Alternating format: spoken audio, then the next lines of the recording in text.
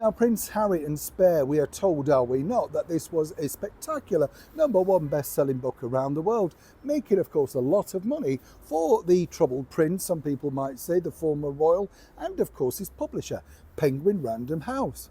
But have you forgotten about this? As ever, let me explain. Morning, how are you? Nice to see you today, and as ever, thank you so much for joining me. Lovely to have your company. Welcome, one and all brand new subscribers, and as ever, we do like to share the stories that matter to you. I'm always fascinated by your response to certain stories, because you kind of think to yourself, oh yes, you will enjoy this, and somehow some of them you don't necessarily enjoy as much as the other ones. That's the weird thing of the world, isn't it? What one person likes isn't necessarily what we all like. That's what makes our chums group so special, I think. We've all got opinions.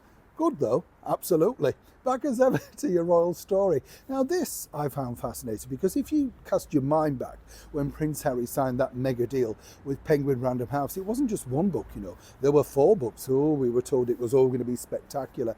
And as you know, Penguin already splashed out a good 500,000 allegedly on Meghan Markle's very little red book, The Bench, which you can't find anywhere now. I don't know where that's gone or the reasons why. Maybe she's going to rebrand that in that new deal for the podcast. Who knows?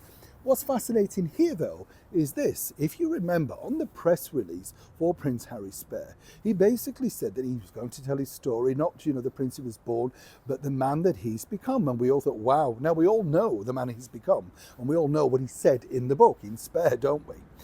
Then there was this little piece, right, that basically said that the profits from Spare would be put together and donated to Harry's favourite UK charities.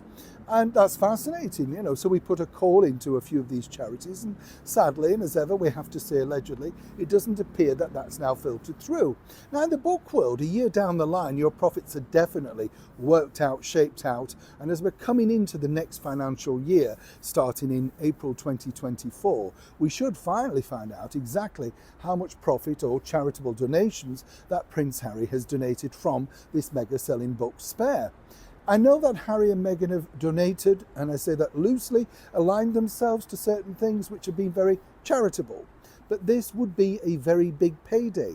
Now, let's not forget, Harry himself possibly did not foresee the battle that he had with all the newspapers, the 750,000 that he allegedly now has to pay back, and that minuscule win that he got back from Reach PLC, also known as Daily Mirror, MGM News Group.